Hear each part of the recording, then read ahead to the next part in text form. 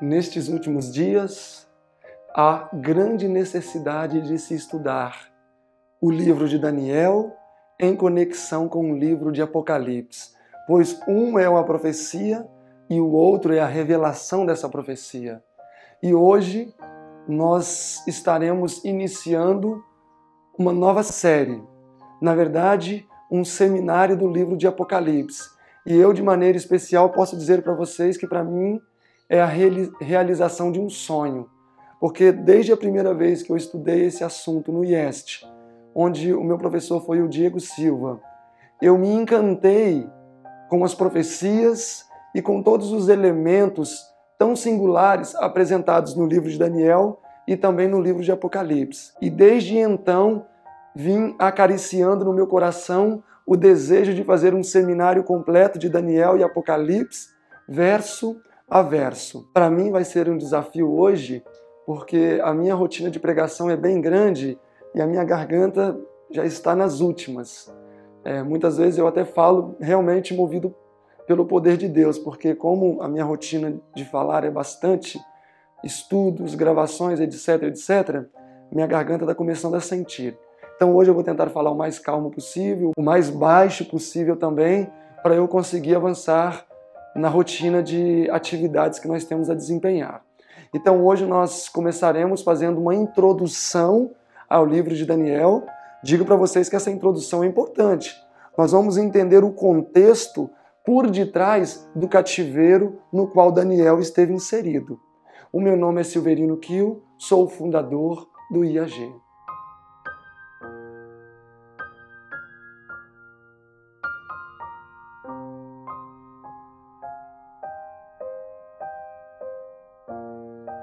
Em uma das meditações matinais, Cristo Triunfante, na página 334, a irmã White diz assim: há necessidade de um estudo mais aprofundado da palavra de Deus, especialmente o livro de Daniel e Apocalipse. Devemos relembrar ali cada ponto da história dos reinos que são apresentadas. Ainda a irmã White, endossando o estudo desses dois livros, em Atos dos Apóstolos, na página 585, ela diz: ali, se referindo ao livro de Apocalipse, está o complemento do livro de Daniel. Um é a profecia e o outro é a revelação. Testemunhos para Ministros, página 116, diz: estudai o Apocalipse em conexão com Daniel, pois a história ali descrita se repetirá. Ainda no Profetas e Reis, página 457, diz o seguinte: ao nos aproximarmos do fim da história deste mundo, as profecias registradas por Daniel demandam nossa especial atenção, visto relacionarem-se com o próprio tempo em que vivemos. Testemunhos para Ministros, página 117, essa citação eu gosto. Inclusive, a gente já tem feito isso, né? Publicamos um livreto aí falando sobre Daniel e Apocalipse, e temos uma obra maior em andamento também, que seria publicar o livro de Daniel e Apocalipse juntos, um único volume. Fui instruída que as profecias de Daniel e Apocalipse devem ser impressas em livros pequenos com as necessárias explicações e devem ser enviadas ao mundo. Lede Apocalipse em conexão com Daniel e ensinai estas coisas ao povo. É o que nós vamos começar a fazer agora, né? Testemunhos para Ministro, página 116, diz: deixe que Daniel fale, que fale também o Apocalipse, deixem que eles digam a verdade. Então, a inspiração profética nos enche de ânimo para avançarmos no estudo das profecias de Daniel e das profecias de Apocalipse. Hoje, nós não vamos ter condições de entrar no capítulo 1 propriamente dito, porque acredito que vocês teriam uma compreensão deficiente sem termos um contexto antes de entrarmos no capítulo 1 propriamente dito ou antes de avançar em todo o livro de Daniel. Então, o que nós vamos fazer nesta primeira oportunidade é fazermos um apanhado dos elementos que estiveram por detrás da necessidade do cativeiro, né, dos 70 anos de cativeiro em Babilônia, Um contexto geral do livro de Daniel. Vocês sabem que Deus escolheu as 12 tribos de Israel para serem seus representantes neste mundo. Eles deveriam ser luz para todas as nações pagãs que existiam nesse planeta. Contudo, nós sabemos que, na maioria das vezes, eles não foram luz se não se permitiram ser influenciados pelas trevas. Uma história trágica, por exemplo, já aconteceu no ano 931, durante o reinado de Roboão, filho de Salomão. Por causa da apostasia de Salomão, Deus prometeu que o reino seria dividido, ou seja, um juízo. Isso está registrado em 1 Reis, capítulo 11. Porém, pela atitude de Salomão em se converter dos seus maus caminhos, Deus disse que esta divisão não aconteceria nos seus dias, senão nos dias do reinado de seu filho, Roboão, o qual aconteceu no capítulo 12 de 1 Reis. Ali nós temos descrito a divisão das 12 tribos, o reino do norte e o reino do sul. O reino do norte localizava-se em Samaria. Na verdade, eles tinham por capital Samaria. Então, a capital do reino do norte, Israel, era Samaria. E o reino do sul, Judá, teve por capital Jerusalém. Agora, estas duas divisões eram intensamente admoestadas por Deus, porque o Senhor desejava salvá-los.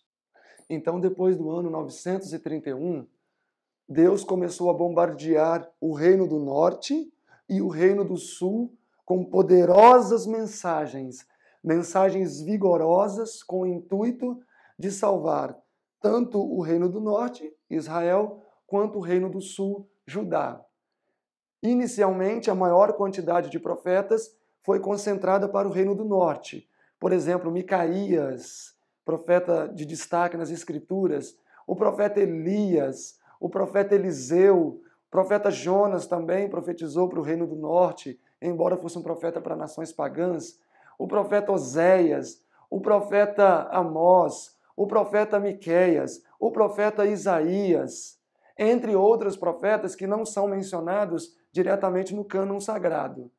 Então, Deus não poupou profetas para advertir o reino do norte. E um dos principais foi Elias, evidentemente.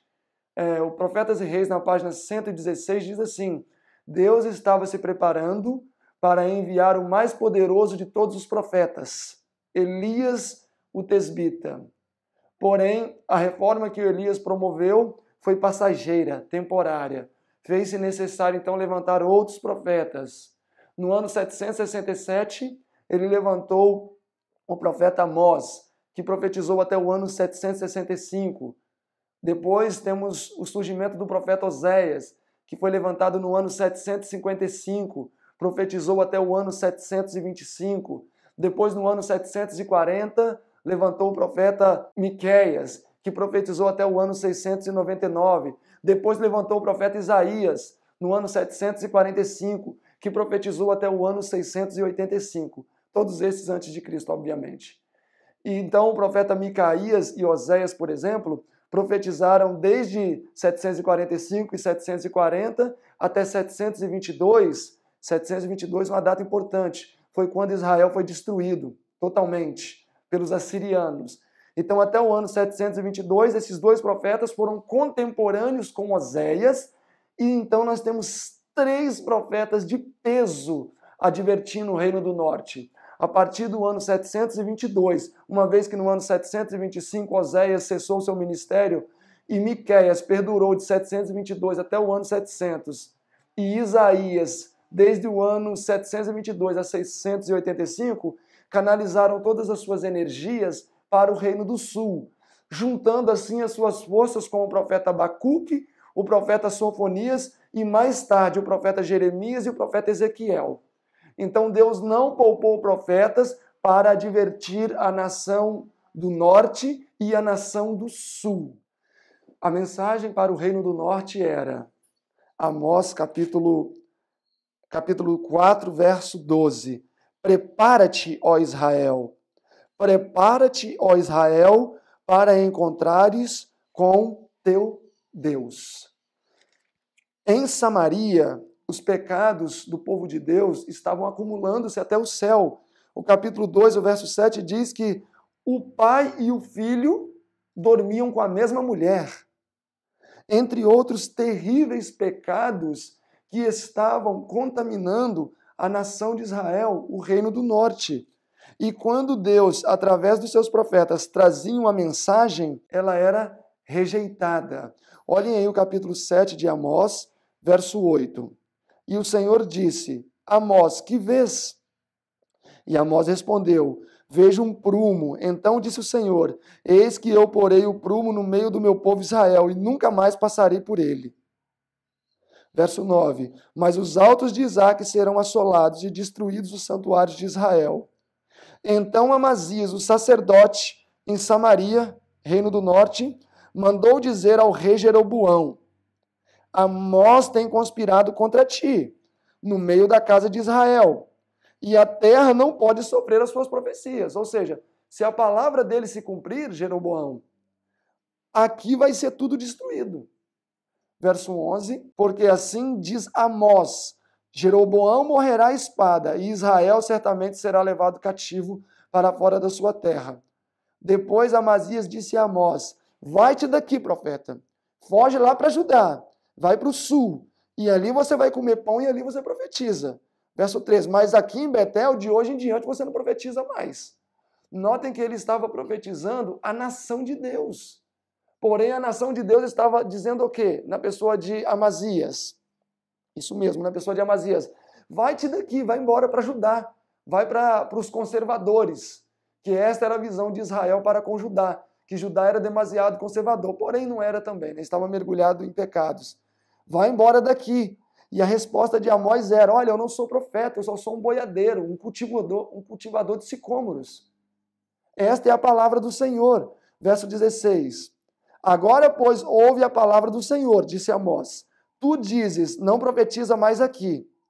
Verso 17. Portanto, assim diz o Senhor: sua mulher se tornará uma prostituta em Israel, e os seus filhos cairão à espada, e todo esse povo será levado cativo para fora da sua terra. Então, a mensagem de Deus para Samaria, para Israel, o reino do norte, era forte. Convertei-vos dos seus maus caminhos, senão vocês serão destruídos. Porém, a mensagem dos profetas foi rejeitada. Em 2 Reis, capítulo 17, diz o seguinte, no verso 5. O rei da Assíria subiu por toda a terra, veio até Samaria e a cercou 3 anos. Verso 13. E o Senhor advertiu a Israel e também a Judá, pelo ministério de muitos profetas, dizendo: convertei-vos de vossos maus caminhos. E enviei muitas mensagens pelo ministério dos servos, os profetas. Verso 14. Porém não deram ouvidos, antes endureceram a sua cerviz como a cerviz de seus pais, que não creram no Senhor seu Deus. O juízo veio, capítulo 18, verso 9. E sucedeu que no 4º ano do rei Ezequias, que era o 7º de Oséias, Salmaneser, rei da Síria, subiu contra Samaria e a cercou. E a tomaram ao fim de 3 anos, ou seja, no ano 755, cercaram, contagem retroativa, no ano 722, houve a invasão, e Samaria foi totalmente destruída. Verso 11, o rei da Síria transportou Israel para a Síria, e os fez levar a Alá e a Abor, junto ao rio Gozã, e as cidades dos Medos, porquanto não obedeceram à voz do Senhor Deus, antes transgrediram a sua aliança, e tudo quanto Moisés, servo do Senhor, tinha ordenado, não ouviram e nem fizeram. Então Israel, no ano 722, por rebelar-se contra a mensagem do Senhor, foram destruídos. Todos os profetas que agora ainda estavam em vigência, e 2 principais, né? Isaías e Miqueias, canalizaram toda a força da sua mensagem para Judá, pois o intuito do Senhor agora era livrar Judá da destruição, porque de Judá haveria homens importantes que iriam influenciar as coisas em Babilônia. Então toda a força da mensagem profética, que até agora estava dividida canalizou-se em uma única nação. E que mensagens poderosas foram canalizadas para ajudar. Grandes profetas foram levantados para ajudar, além dos que tinham sido levantados para Israel, que canalizaram a sua força para darem apoio aos que haviam sido levantados para advertirem Judá. E a mensagem de Deus para os de Judá era: prepara-te para se encontrares com teu Deus. Acerca de Judá, o Senhor disse por intermédio de Oséias, no livro de Oséias, capítulo 1, verso 7. Mas da casa de Judá me compadecerei e o salvarei pelo Senhor Deus, pois não o salvarei pelo arco, nem pela espada, nem pela guerra, nem pelos cavalos, nem pelos cavaleiros. Mas a intenção de Deus para com Judá era, pelo menos, Judá salvar. E além da grande quantidade de profetas que Judá tinha, eles ainda tinham algo que Israel não teve, que seria luz. E a relevância das consequências da apostasia no passado. Judá sabia que por causa da apostasia de Israel, eles tinham sido destruídos. Eles foram entregues por Deus nas mãos dos assirianos. Olha aí comigo o capítulo 2, o capítulo 3 de Jeremias, verso 6. Disse mais o Senhor nos dias de Josias. Josias era o rei de Judá. Viste o que fez a rebelde Israel? Deus mostrando para eles, olha, vejam o passado, observem o passado. Ela foi a todo o monte alto e debaixo de toda a árvore verde, e ali andou prostituindo-se. E eu disse, depois que fizer tudo isto, voltará para mim, mas não voltou.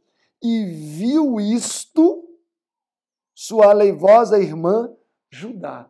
Então Judá era uma testemunha ocular das apostasias de Israel e presenciaram em primeira mão as consequências que veio sobre Israel por causa da apostasia. E mesmo assim, Judá não temeu. Olhem o verso 8. E vi que, por causa de tudo isto, por ter cometido adultério, a rebelde Israel a despedi, e não lhe dei carta de divórcio, que a aleivosa Judá, sua irmã, não temeu, mas se foi também como ela e se prostituiu. Ou seja, mesmo Judá sabendo as consequências da apostasia, seguiu após os mesmos passos de sua irmã Israel. Se vocês lerem Ezequiel capítulo 8, ali vai descrever o terrível declínio de apostasia de Judá. Se vocês forem ao capítulo 7, por exemplo, aqui de Jeremias, olhem aí. Jeremias trazia cortantes mensagens para um povo que estava em terrível apostasia. Por exemplo, o verso 18 do capítulo 7 diz que eles ofereciam oferendas à rainha do céu. No mesmo capítulo, o verso 31, diz que eles queimavam os seus filhos a Moloque, entre tantas outras terríveis apostasias que estavam acontecendo em Judá. E quando a mensagem do Senhor vinha, verso 4, e dizia o povo, templo do Senhor, templo do Senhor, templo do Senhor é este, nenhum mal nos sucederá. Ou ainda as mensagens de Miqueias. Olhem em Miqueias capítulo 3. Quando Miqueias advertiu o povo que estava em terrível apostasia, olha qual era a resposta do povo. E os seus chefes, disse Miqueias, dão as sentenças por suborno, e os seus sacerdotes ensinam por interesse, e os seus profetas adivinham por dinheiro, e ainda se encostam no Senhor e dizem, não está o Senhor no meio de nós? Nenhum mal sobrevirá sobre nós. Ou seja, este é o templo do Senhor, esta é a igreja do Senhor. Podemos praticar tudo o que a nossa carne pedir, podemos gratificá-la e nenhum mal nos acontecerá. Por quê? Porque estamos ligados ao templo do Senhor. No entanto, Deus precisava purificar Judá. Por que precisava purificar Judá? Porque de Judá sairia, em primeiro lugar, a linhagem santa, e se continuasse desse jeito, não teria ninguém para poder dar origem ao Messias, mas e ainda Mas em segundo plano, Deus precisaria de representantes em Babilônia. E na verdade, o próprio juízo vindo contra os judeus, que foi o próprio cativeiro, foi por falha dos próprios reis de Judá. Olhem aí Isaías capítulo 39 comigo. Isaías capítulo 39. Isaías 39. Bom, no capítulo 38, verso 1, fala sobre a enfermidade mortal de Ezequias. E, descorrendo o capítulo, nós vamos ver a cura milagrosa. E Deus falou, Ezequias, eu vou mandar vir de Babilônia embaixadores e você vai falar sobre o meu grande poder, para que eu seja exaltado também em Babilônia. Porém, Ezequias falhou na fé. E ao invés de ele mostrar a grandeza de Deus, apresentar as evidências da superioridade do Deus de Israel, ele começou a mostrar os tesouros de Judá.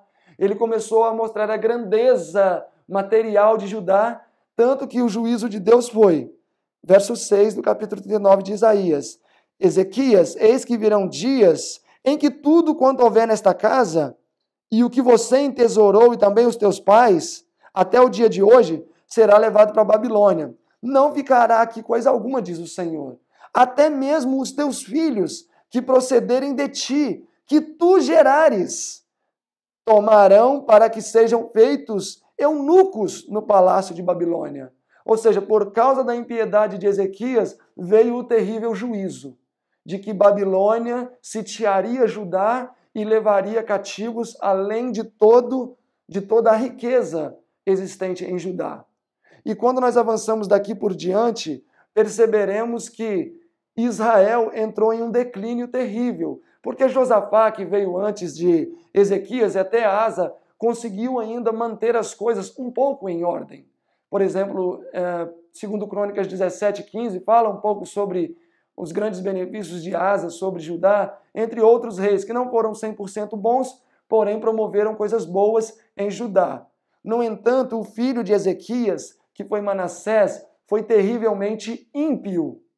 O filho de Manassés, Amon, mais ímpio ainda. Vale ressaltar que Manassés se converteu nos últimos momentos da sua vida, se converteu.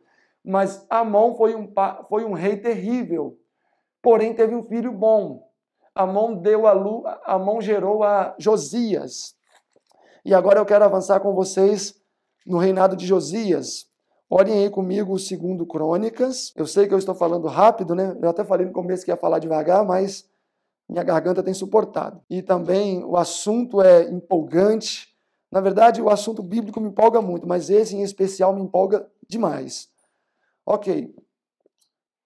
2 Crônicas, capítulo 34.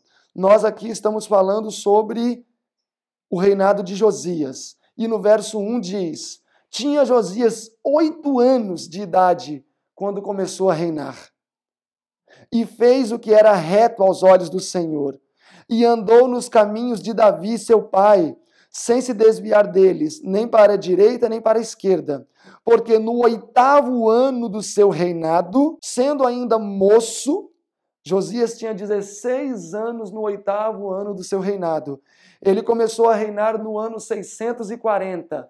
No ano 632, no 8º ano do seu reinado, quando tinha 16 anos de idade, ainda sendo um garoto, Josias começou a buscar ao Senhor. Porque no 8º ano do seu reinado, sendo ainda moço, começou a buscar ao Deus de seu pai Davi. E no 18º ano do seu reinado, Josias já havia purificado toda Judá.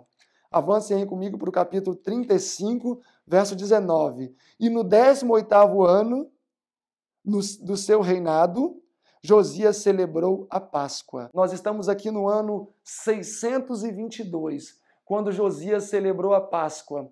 Josias pediu que Ilquias fosse reparar o templo, e nesta reforma foi encontrado o livro da lei, ou seja, os escritos de Moisés, e especialmente foi apresentado a Josias o Deuteronômio 28, né, que fala sobre as bênçãos e maldições. Bênçãos redundantes da fidelidade, maldições resultantes da apostasia. E ele percebeu que Judá estava em apostasia, então era necessário purificar o povo para que as maldições propostas no livro da lei não viessem sobre Judá. Então, no ano 722, Judá estava passando por um dos seus melhores momentos. Estava totalmente livre de toda a apostasia, toda a maldade praticada pelos reis que antecederam a Josias foram banidas da memória de Judá. Os altos foram banidos, os sacerdotes pagãos eliminados. Então Josias fez uma grande reforma, de maneira que Judá estava reavivada. Agora eu pergunto, por que era necessário isso acontecer? Porque no ano 620 nasceria um personagem muito importante para o desenvolvimento dos planos de Deus em Babilônia. Em Daniel capítulo 2, verso 1, diz que no terceiro ano de Jeoiaquim, Daniel e seus amigos foram levados cativos para a Babilônia. O terceiro ano de Jeoiaquim foi o ano 605. E neste ano, no ano 605, Daniel tinha 15 anos de idade. Podem ficar tranquilos que na parte 2, na apresentação do capítulo 1, eu vou dar referências para sustentar que Daniel tinha 15 anos. Então, no ano 615, Daniel tinha 15 anos. Se eu somo 605 mais 15, que era a idade de Daniel, quando foi levado cativo, eu alcanço o ano do nascimento de Daniel. Então, no ano 620, Daniel viria a nascer. Por isso que era necessário que uma purificação de Judá para que estes jovens que seriam transportados para a Babilônia, onde seriam feitos eunucos e seriam uma grande luz, precisavam nascer em um ambiente mais favorável, em circunstâncias mais propícias para a missão que eles teriam que desempenhar em Babilônia.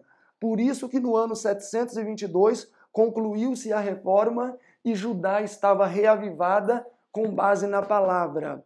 E 2 anos mais tarde, com o povo agora reavivado, nasce Daniel e os seus amigos, uma vez que os 4 tinham a mesma idade, como vamos ver logo mais. Então Daniel nasceu em um período em que Judá estava desfrutando de grande reavivamento e reforma, em todos os aspectos, em todos os sentidos. Então eles nasceram jovens, cheios do Espírito Santo, porque os seus pais estavam cheios do Espírito Santo. E Deus tinha planos para esses jovens. Por isso que ele teve que levantar o rei Josias para purificar Judá. No entanto, Josias viria a morrer no ano 609. Um longo reinado de prósperos 31 anos. E no ano 609 ele veio a falecer. E no seu lugar, então, subiu o seu filho como rei de Judá. Tão ímpio era o seu filho, capítulo 36 de 2 Crônica, versos 2, que ele reinou somente 3 meses. E ele foi então deposto do trono. E aí, segundo o verso 5, foi colocado então Jeoiaquim em seu lugar, que também foi filho de Josias. E Jeoiaquim reinou por 11 anos, desde o ano 609 até o ano 597, quando também foi deposto. Porém, foi nos dias do reinado de Jeoiaquim que nós temos a primeira invasão, que aconteceu no ano 605. No ano 609, temos ele sendo colocado como rei. No ano 597, ele é retirado na segunda invasão e em seu lugar subiu outra pessoa. Porém, ali pelos meados do seu reinado, no ano 605, aconteceu a primeira invasão, quando Daniel e os seus companheiros e uma grande parte dos utensílios de Deus foram levados para Babilônia. Porém, a Jeoiaquim foi permitido continuar a reinar em Babilônia. Avançando agora para o ano 597, segundo Crônicas 36, verso 11, diz o seguinte: tinha Zedequias a idade de 20 anos quando começou a reinar, e 11 anos reinou em Jerusalém, desde o ano 597 ao ano 586. Então, no ano 597, Babilônia invade novamente Jerusalém, retira Jeoiaquim do reino e coloca em seu lugar Zedequias. Zedequias, então, permanece reinando durante 11 anos, até o ano 586. Nesta segunda invasão, que aconteceu no ano 597, um personagem importante que foi cativo para a Babilônia foi o profeta Ezequiel. Vocês podem conferir isso em Ezequiel capítulo 33. Então Ezequiel também foi um profeta no cativeiro, assim como Daniel. E aí, então, Zedequias permanece no trono até o ano 586. Já na terceira invasão, que aconteceu no ano 586, vocês podem ler que está descrito aqui também em 2 Crônicas, capítulo 36, assim como Jeremias 52 e também em 2 Reis, do capítulo 23 até o último capítulo do livro de Reis. Vai estar apresentando as 3 invasões de forma bem detalhada e didática. Então, no ano 586, acontece a terceira invasão a Jerusalém e a destruição total da cidade. Nesta invasão, o restante das pessoas que deveriam ir para a Babilônia foram, e os pobres da terra que deveriam ficar permaneceram, assim como Jeremias, que por misericórdia do Senhor, ele permaneceu lá em Jerusalém, juntamente com os pobres da terra. Porém, Daniel, já estando em Babilônia, viveu o suficiente para ver o seu povo ser assolado por 3 vezes, fora invasões menores que aconteceram entre estas 3 que foram principais. Então, essas 3 datas vocês deveriam memorizar. 605, primeira invasão a Jerusalém, 597, segunda invasão a Jerusalém, 586, terceira invasão a Jerusalém. Na primeira invasão, Daniel e seus companheiros foram cativos. Na segunda invasão, Ezequiel foi cativo juntamente com mais alguns do povo. E na terceira invasão, o restante do povo e a destruição total de Jerusalém. Ok? Porém, na terceira invasão, Daniel já estava em Babilônia, acompanhando em primeira mão tudo o que estava acontecendo lá em Judá. Uma vez dado todo o contexto que foi agora apresentado, temos condições de entrar no capítulo 1 do livro de Daniel. Se você tiver interesse, eu posso enviar para vocês também o meu esboço pessoal. É claro que é um esboço simples, gramaticalmente falando, vai encontrar alguns erros que eu não botei para revisão, mas com maior carinho eu posso enviar para vocês. É um esboço bastante completo, de pelo menos umas 10 a 12 páginas. E eu não teria problema em compartilhar com vocês não esse esboço, tá?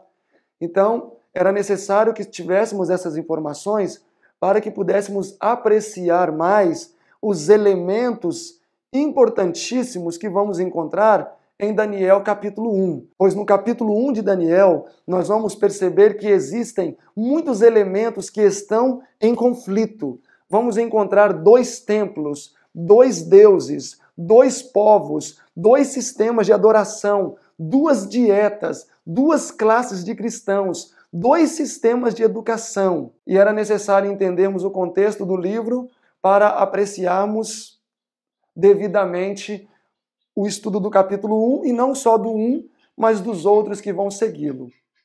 Daniel capítulo 1, verso 8 diz que Daniel decidiu no seu coração não se contaminar com as iguarias do rei.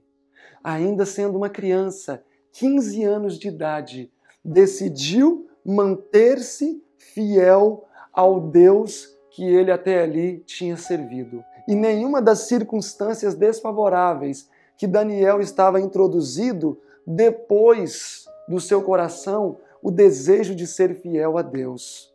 No nosso próximo encontro, nós vamos estudar o capítulo 1 de Daniel e vamos entender o quanto Deus foi glorificado e honrado e mesmo vindicado na vida daqueles 4 jovens. E o mesmo ele espera de nós. Ele espera que a mesma fidelidade demonstrada por Daniel diante de situações difíceis, que nós tenhamos a mesma postura diante de todos os males que nos cercam.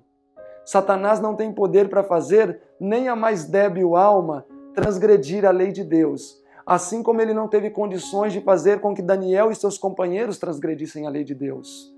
Por isso que nós precisamos nos escudar com a palavra de Deus, através da oração e meditação, para sermos vitoriosos como Daniel foi. Eu te convido nesse momento a se unir conosco nesta grande empreitada, que é estudar o livro de Daniel verso a verso. Não deixem também de abençoar os seus amigos e os seus parentes. Talvez do seu lado, o seu vizinho esteja perecendo por falta destas mensagens. Então chega lá e fala, meu irmão, assista esse sermão. Vamos fazer um seminário de Apocalipse? Vamos! Convide os seus amigos, vocês podem colocar o vídeo aí no seu computador e assistirem. Vocês podem nos acompanhar nesses seminários. Podem escrever para a gente, podem botar as suas dúvidas lá no canal, podem assistir no seu celular, compartilhar pelo WhatsApp, montar um grupo de estudo sobre o assunto. E eu tenho certeza que vocês vão ser ricamente abençoados. Jesus disse que nos últimos dias o livro de Daniel deveria ser estudado. Mateus 24:15. Então é o que nós nos propomos a fazer e contamos com a sua ajuda.